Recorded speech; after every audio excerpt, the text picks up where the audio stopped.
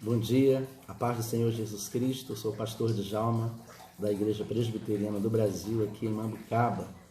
Nós temos trazido uma série de palavras dentro do texto de Mateus 24, versículos de 1 a 14, sermão profético e a destruição do templo.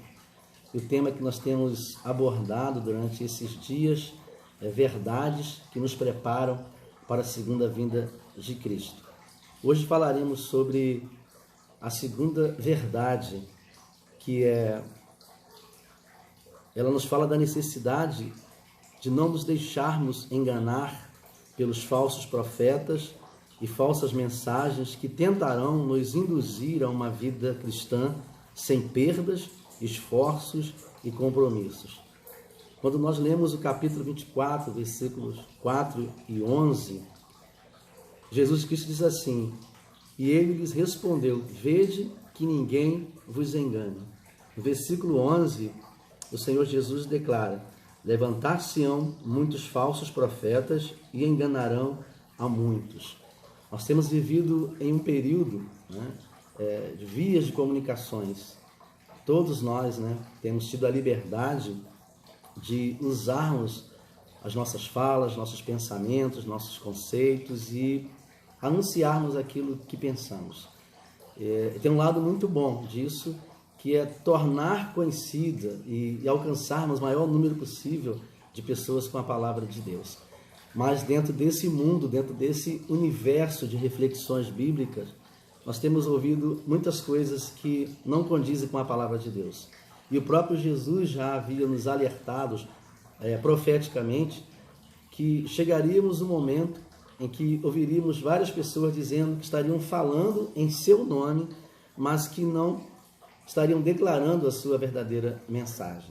Ou seja, estariam utilizando o Evangelho, a palavra de Deus, em seus próprios benefícios para divulgar suas próprias ideias ou adquirir, colecionar adeptos de acordo com seus próprios pensamentos. E Jesus profeticamente alerta os seus discípulos deste momento, que surgiria ainda não havia acontecido, mas aconteceria no decurso de toda a história, alertando os seus discípulos, alertando a sua igreja, de que muitos viriam em seu nome, dizendo, eu sou o Cristo. E quando ele usa essa expressão, eu sou o Cristo, nós entendemos de duas formas. A primeira forma é que algumas pessoas posteriormente realmente estariam dizendo que era ele que estava voltando, que era Jesus que estava voltando, usando o nome de Jesus, a condição de Jesus para atrair adeptos. E a outra colocação que ele faz, que é o que está dentro desse contexto, é que muitos falariam em seu nome, dizendo que o Senhor falou, o Senhor me mandou falar, o Senhor me revelou. E aí nós precisamos de discernimento bíblico, espiritual, para compreendermos aquilo que o Senhor realmente está falando de acordo com a sua palavra. E Jesus vai nos ensinar sobre isso, falando sobre esse cuidado que precisamos ter, de passarmos pela palavra de Deus tudo aquilo que ouvirmos e que diz respeito a Deus falando. Estamos vivendo um período assim. Muitas pessoas estão entregando mensagens dizendo que foi Deus que falou. Precisamos ir para a Bíblia e confrontarmos essas mensagens com a palavra de Deus. Jesus nos alertou, vede que ninguém vos engane, porque virão muitos em meu nome. Se formos abrir a palavra de Deus na segunda carta de Paulo a Timóteo, capítulo 4, versículo de 1 a 5, eu gostaria de ler um pouquinho desse texto aqui com os amados que estão nos ouvindo. Conjuro-te perante Deus e Cristo Jesus, que há de julgar vivos e mortos pela sua manifestação e pelo seu reino. Prega a palavra, insta, quer seja oportuno, quer não. Corrige, repreende, exorta com toda a longanimidade e doutrina.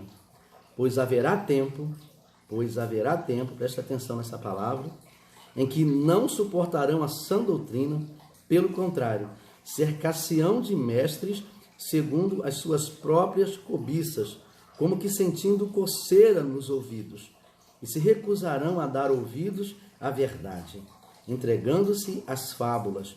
Tu, porém, ser sóbrio em todas as coisas, suporta as aflições, faz o trabalho de um evangelista, cumpre cabalmente o teu ministério. O apóstolo Paulo, ele orienta a Timóteo a ter discernimento.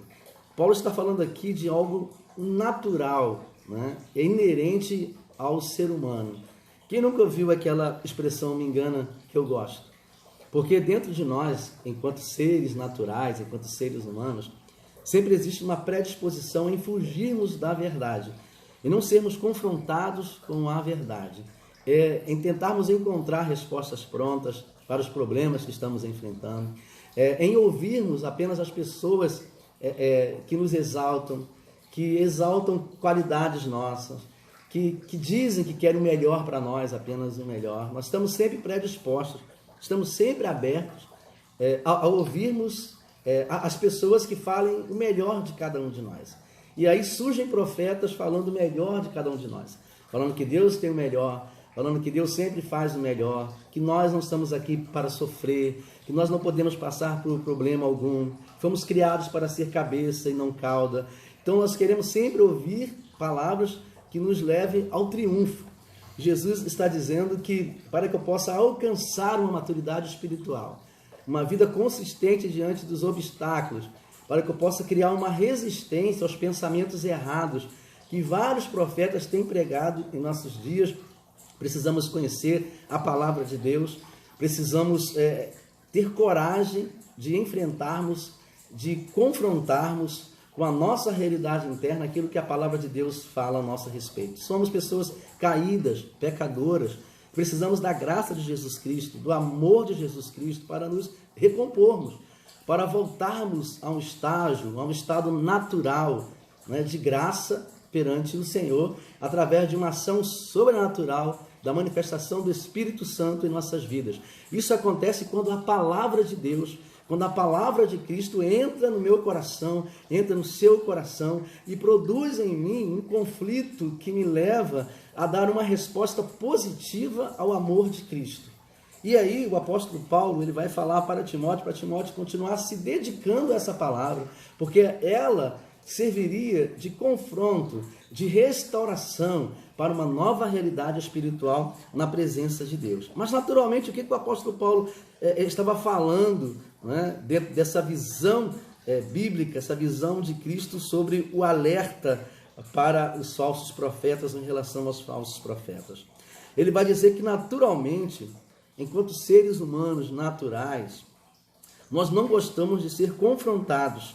Por isso, fugimos do confronto com a palavra de Deus. No versículo 2 do capítulo 4, ele vai fazer essa afirmação. Prega a palavra, insta, quer seja oportuno, quer não. Corrige, repreende, exorta com toda a longanimidade e doutrina. Essa é a função da palavra de Deus, corrigir, colocar dentro da norma, dentro do padrão, dentro do pensamento de Deus. É desconstruir situações internas e externas que dirigem as nossas vidas, nos mostrando uma vida direcionada pela palavra, lâmpada para os meus pés, luz para os meus caminhos é a tua palavra. É a palavra de Deus quem vai trabalhar dentro de nós e assim nos preparar dentro de uma visão direcionada pelo Espírito Santo para vivermos a vontade de Deus. Então ela vai nos apontar aquilo que está errado em nós, aquilo que precisa ser consertado, aquilo que precisa ser destruído e restabelecido para a glória do Senhor em nossas vidas, nos colocando assim em um fundamento, em um firmamento que vai resistir a tudo aquilo que vem de encontro à verdade de Deus que opera em nós. A segunda situação natural que o apóstolo Paulo vai trazer aqui sobre a realidade humana é que naturalmente gostamos de ouvir o que nos faz aparentemente bem, aquilo que alimenta os nossos desejos. Olha o versículo 3, o que ele fala aqui? Pois haverá tempo em que não suportarão a sã doutrina. Pelo contrário, cercar-se-ão de mestres segundo as suas próprias cobiças, como que sentindo coceira nos ouvidos. É natural, enquanto seres humanos, gostarmos de ouvir sobre nós aquilo que aparentemente nos faz bem. Então, ouvirmos profetas que falam bem a nosso respeito, que dizem que nós não precisamos sofrer, não precisamos passar por situações difíceis, mas que Deus sempre tem, segundo a nossa visão, nosso pensamento natural, o que é melhor para nós, ou seja, uma vida triunfalista, uma vida de realizações, né? É lógico que vamos preferir ouvir essas palavras do que aquelas palavras que vêm de encontro àquilo que não está funcionando bem de acordo com a vontade de Deus na minha vida e na sua vida. Mas o Senhor tem pensamento de paz a nosso respeito. E para que o projeto de Deus se cumpra na minha vida e na sua vida, precisamos entrar dentro do seu propósito. E quando entramos dentro do propósito de Deus, Ele nos prepara para a consumação, para a realização, para a concretização dos seus propósitos. Aí existe um treinamento, né? Às vezes, pelos momentos difíceis que nós passamos, pelo sofrimento, pelas perdas, quando abrimos mão de algumas coisas para adquirirmos outras, as coisas que Deus tem preparado para nós, mas naturalmente, segundo essa palavra, né, segundo o apóstolo Paulo, dentro dessa visão bíblica, ele vai dizer que nós gostamos de ouvir o que aparentemente nos faz bem. E a terceira verdade natural com respeito ao ser humano, segundo o apóstolo Paulo, dentro dessa visão bíblica, né, de Cristo, é que naturalmente gostamos de fugir da realidade para vivermos em fantasias. E aí é muito comum, né, identificarmos na vida de muitas pessoas que têm um problema, às vezes, dentro da sua própria casa, no seu casamento, ou com pessoas que se relacionam e dificilmente conseguem enxergar esses problemas. Às vezes é um filho, né, que está vivendo uma certa dificuldade, algum tipo de distúrbio, e os pais têm dificuldade em identificar isso. Às vezes o casamento não está bem, e o cônjuge tem dificuldade em ver que o relacionamento não está funcionando. Ou seja, existe um distanciamento. Precisamos perceber o problema, identificarmos o problema, não fugirmos da realidade do problema, mas colocarmos esse problema diante de Deus. Não podemos aceitar uma vida fantasiosa, porque uma hora a fantasia acaba. E quando a fantasia acaba, o que resta é a realidade. E às vezes a realidade não nos agrada muito. Por isso que o Senhor Jesus, ele vai contestar, ele vai levantar uma tese profética contra as pessoas que seriam levantadas em seu nome, dizendo que é possível viver uma fantasia duradoura. E a vida cristã não é uma fantasia duradoura. Se eu quero ser feliz de fato, se eu quero fundamentar a minha vida em algo que seja duradouro, eu tenho que plantar a minha vida na verdade que é Jesus Cristo. Eu não posso fugir dos problemas, eu não posso fantasiar um casamento perfeito, eu não posso fantasiar uma família perfeita, eu não posso fantasiar uma vida perfeita, eu não posso fantasiar uma igreja perfeita, eu não posso fantasiar uma sociedade perfeita, porque eu preciso entender que o ser humano ele é imperfeito, nós somos imperfeitos. E aí, quando nós desenvolvemos essa compreensão, adquirimos a capacidade de julgar aquilo que é ruim e absorvermos o que é bom para as nossas vidas. E aí o Senhor Jesus, ele continua a nos ensinar pela palavra, através do apóstolo Paulo, dizendo que, olha, devemos ser sóbrios. Paulo vai dizer para Timóteo, seja sóbrio. E essa palavra significa ser equilibrado, ser consciente, não perder a consciência, ter discernimento em todas as coisas. E é isso que precisamos ter. Precisamos ter equilíbrio, precisamos ter consciência, precisamos ter discernimento, principalmente no momento que estamos vivendo, para não falarmos aquilo que pensamos apenas, aquilo que julgamos, aquilo que ouvimos de outras pessoas, mas para falarmos aquilo que a palavra de Deus nos orienta a falar, para orarmos em cima da verdade profética de Cristo, de que Ele é o caminho, verdade e vida, e ninguém vai ao Pai senão através dele, de que Ele é a resposta, Ele é o consolo, Ele mesmo diz assim, vinde a mim, se você está cansado, se você está sobrecarregado, e eu, Jesus, Ele diz que Ele tem a capacidade de aliviar, mas Ele também diz, precisamos aprender dEle, porque Ele é manso e humilde de coração. Eu preciso trocar, né, com Jesus a minha capacidade de direcionamento particular da minha vida, entregar para Ele, porque Ele tem essa capacidade de me guiar, de me direcionar, de apacentar o meu coração. Mas isso acontece quando há uma predisposição dentro de mim de ouvir a palavra de Deus. E quando, pela ação do Espírito Santo, eu me torno sóbrio, equilibrado, consciente, com discernimento para julgar tudo aquilo que está à minha volta e às vezes dentro de mim, porque já cresceu dentro de mim algumas realidades que eu considero negativas, que eu não gosto, que está afetando a minha vida conjugal, minha vida familiar, minha vida profissional, a minha vida social, ou seja, minha vida espiritual em todas as áreas. E eu gostaria de trazer essa palavra, dizendo para você que precisamos ser sóbrios, ainda precisamos suportar as aflições. O apóstolo Paulo, ele declarou isso para Timóteo, né? Suporta as aflições. Olha só o versículo 5 do capítulo 4, diz aqui: e se recusarão a dar ouvidos à verdade, entregando-se às fábulas. Tu, porém, ser sóbrio em todas as coisas. Versículo 5. Suporta as aflições.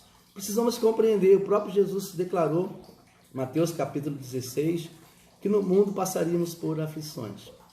Mas devemos ter bom ânimo. Receba essa palavra nesta manhã. Receba essa palavra nesse momento na sua vida. Tenha bom ânimo, receba o bom ânimo, receba a ação do Espírito Santo sobre a sua vida. Seja restaurado, seja fortalecido pela ação do Espírito Santo. Deus, em Cristo Jesus, pela ação do Espírito Santo, estará restaurando a sua vida. Tenha bom ânimo, suporte as aflições, coloque a sua vida diante do Senhor, coloque o seu coração diante do Senhor, derrame, porque Ele tem cuidado de vós, assim diz a palavra de Deus.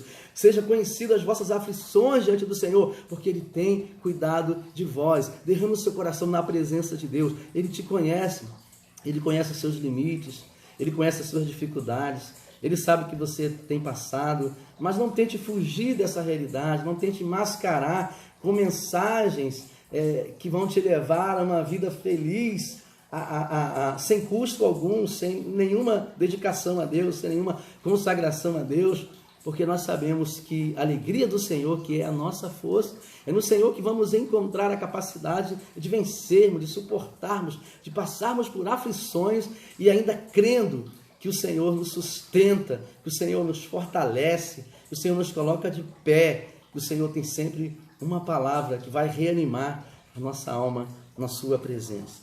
E por último, o apóstolo Paulo, ele vai recomendar a Timóteo o posicionamento de trabalho. Vai dizer assim: olha, faze o seu trabalho cumprindo o ministério que Cristo tem te confiado. Nós não podemos parar, queridos. No versículo 5 do capítulo 4, na parte C, diz assim: faz o trabalho de um evangelista, cumpre cabalmente o teu ministério. Não importa o que aconteça, não importa o que tenha acontecido, não importa o que vai acontecer, nós não podemos parar. Devemos continuar na nossa busca de consagração, de santificação.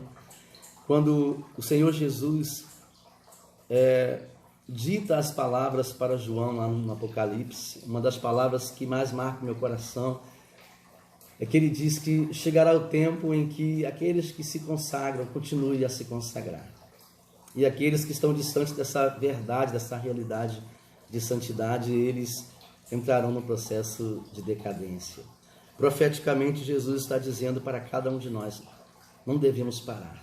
Vamos continuar trabalhando, vamos continuar firmes. Existe uma missão, existe um chamado, existe um plano, existe uma proposta de Deus para as nossas vidas. Devemos estar alertas, abrindo o nosso entendimento, o nosso ouvido para a voz de Deus, dentro da palavra do Senhor.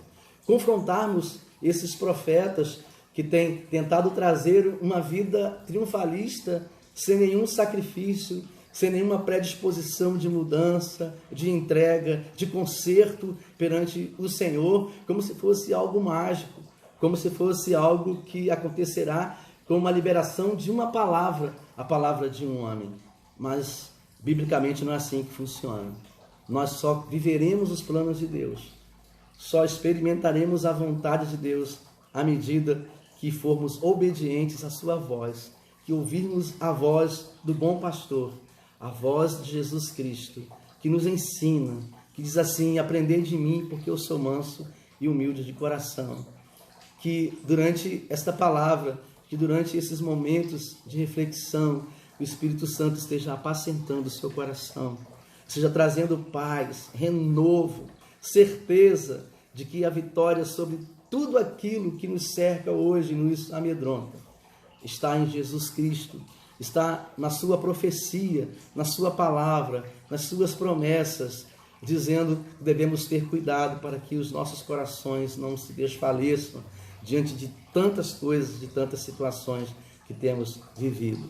Devemos continuar, caminhando com coragem, confrontando, nossas vidas com uma palavra de Deus, não fantasiando realidades que não existem, mas tendo coragem de enfrentar os problemas, as dificuldades, e colocarmos no altar do Senhor aquilo que nos incomoda, que tem nos incomodado. Precisamos continuar trabalhando, servindo ao Senhor com as nossas vidas, seja dentro de um templo, seja nas ruas, nas escolas, nas faculdades, ou em nossas casas, enquanto estamos dentro de casa, pensando, o Senhor é conosco, a obra do Espírito Santo não está parada, o Senhor está agindo em os 4 cantos desta terra. Devemos orar, clamar ao Senhor e colocar os nossos corações na presença de Deus, dizendo assim: Senhor, eu quero ser um instrumento de transformação, mas antes, transforma todas as minhas realidades particulares em realidades do céu, em realidades eternas na Tua presença. Apacenta os nossos corações, Senhor.